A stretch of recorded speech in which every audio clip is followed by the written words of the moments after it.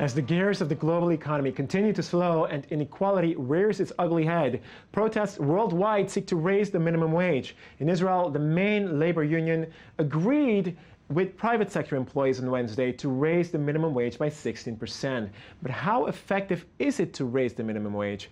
Biekr-טילי Israel tax expert and CPA Guy Reshtick is here today for a discussion on the subject. Mr. Reshtick, thanks for joining us. Hi, good evening. So just so I understand here, giving the poor more money essentially translates to more expenditure, which boosts the economy, right? Probably, but the question is, what would you like to achieve? Because research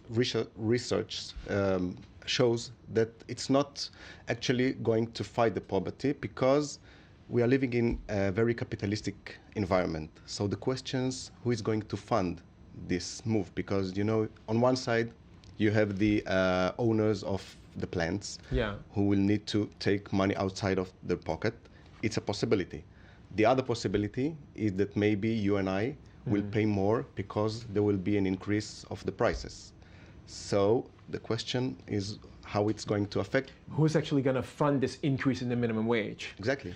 But at the same time, can't you argue that, when people have more money, they will spend more. And when people buy more, then maybe that will be funding, so to speak, the increase in minimum wage, no? Well, it can be. But again, research shows, no, it's not.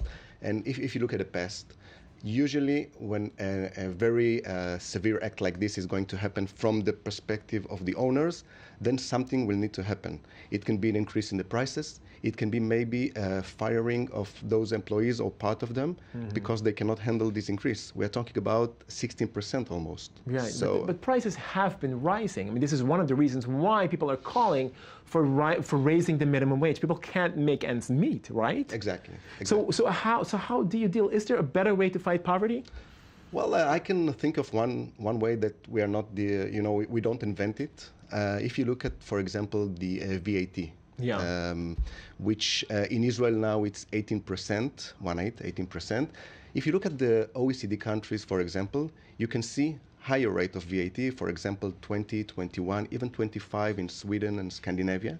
But this percentage is only on luxury or other ingredients. So it's interesting, what is considered luxury? Because in Israel, at one point, oil was considered luxury, and there's tremendous taxes on oil in Israel still today. Well, don't think what can be a luxury. Think what can be not luxury. Okay. For example, if you look at baby care, if you look at newspapers, if you look at medicine, if you look at commodities such as common staples that everybody needs. Yeah, well, food, for example.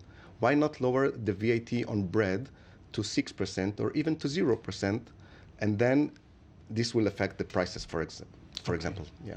Okay, interesting. So why can't you have sort of a double whammy, so to speak? On the one hand, a raise in minimum wage, maybe not 60%, maybe less, and on the other hand, differential VAT rates. Well, as always, it's a question of politics, and you see how it affects. For example, let's see the zero rate VAT on apartments that the Prime Minister Lapid, former Prime Minister Lapid, supposes to make it as a law. You can see how it affects what is the negotiations between the politicians. So it's difficult here to pass those laws. I see, yeah. It's a question of money. Comes down to money and politics. Thank you very much, Guy Reshtick from Biekr-טילי. Thank you very much for joining us.